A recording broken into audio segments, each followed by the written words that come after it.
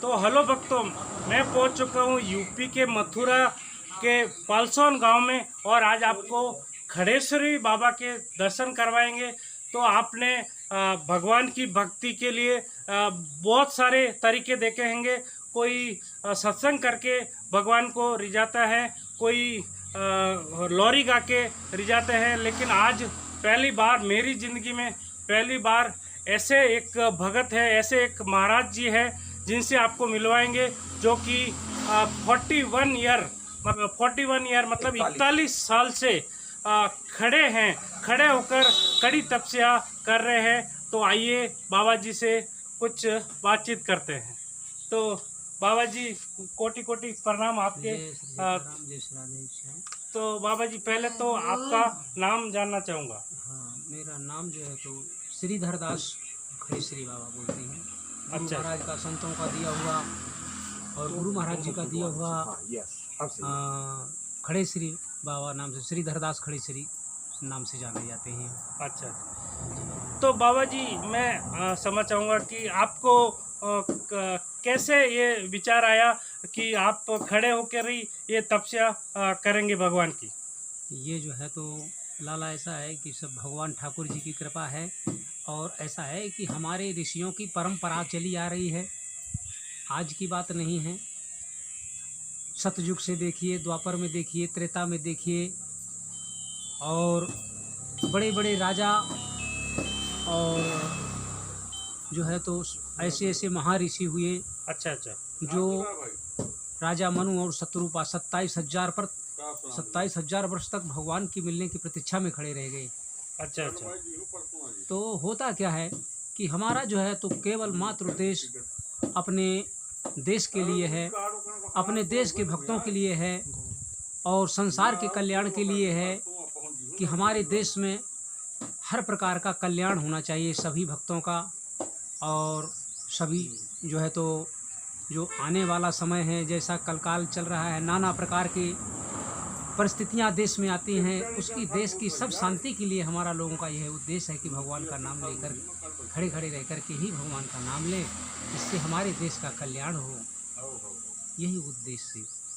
तो बाबा जी एक प्रश्न दर्शकों के मन में भी है और मेरे मन में भी है कि 41 ईयर में कभी भगवान का मिलन वगैरह कुछ कह सकते हैं, वो आप में। वो तो ऐसा है कि बहुत गहन विषय है। हाँ। वो तो ऐसा है कि देखिए, ये कोई विशेष बात, कठिन बात नहीं है।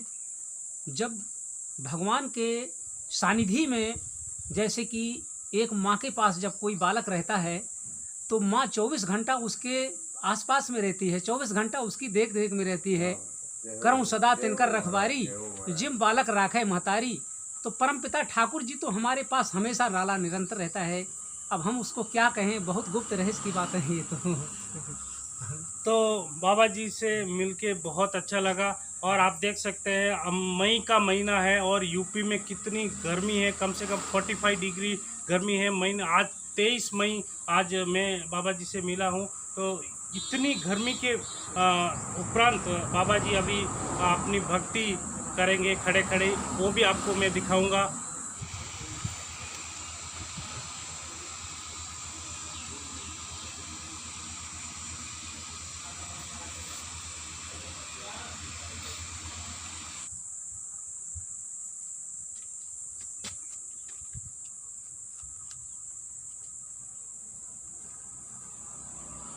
यूपी की 45 डिग्री गर्मी में आप 5 मिनट गर्मी के पास आप खड़े नहीं हो सकते हैं, क्योंकि यहाँ पर बाबा जी घंटों तपस्या कर रहे हैं, देख सकते हैं आप। तो बाबा जी की लीला अपरंपार है।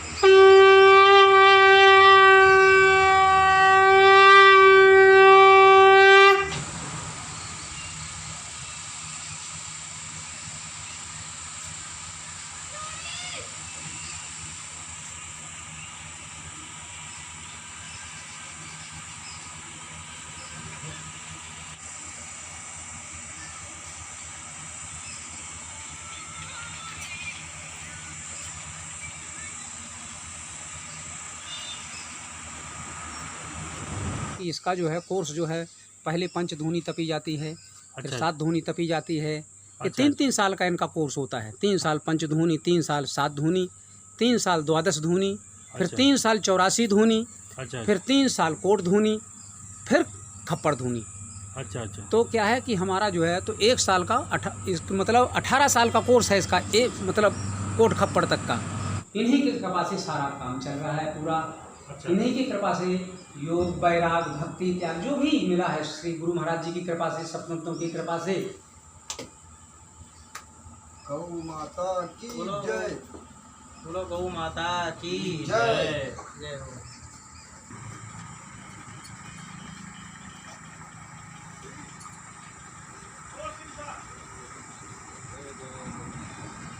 बोलो गौ माता की जय। बाबा जी गौ भक्त भी है।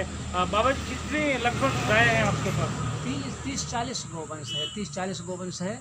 अच्छा। और वो गोवंश जो कि मैं अपने स्थान के अंदर जो रहने वाली हैं वो इतनी गौएँ हैं। अच्छा। बाकी व्यवस्थाएं ऐसी हैं कि जो आने जाने वाली गायें हैं जो लवारिस और भी घूम रही हैं बहुत सी, अच्छा। उनके लिए बाहर पानी जल की व्यवस्था जो भी मुझसे बनती है, जितनी भी टूटी फूटी से बनती है वो भी करता रहता हूँ। क्योंकि व्यवस्था यहाँ रहने की व्यवस्था नहीं है गौ माता की, और न भूमि की व्यवस्था है विशेष ज़्यादा, और ना ही कोई ऐसा दानी है, ना कोई धर्मात्मा है कोई ऐसा कि मतलब इनकी सेवा। क्योंकि अब आप देख ही रहे हैं चारों तरफ से छान छप्पड़, यहाँ गौवंश का पालन करना चालू कर दिया। तो यहाँ रह कर के मात्र मैं गौवंश, साधन तो मेरे पास कुछ है नहीं। अच्छा। आज 15-16 वर्ष 18 वर्ष होने जा रहे हैं, केवल देहातों में भिक्षावृत्ति मांग मांग करके, और गौओं का पालन, भोज तूड़ा, नाज, 12 महीने मतलब कहना चाहिए मैं गौओं के लिए ही भ्रमण करता रहता हूँ जहाँ भी जाता हूँ, और ला करके मात्र गौ सेवा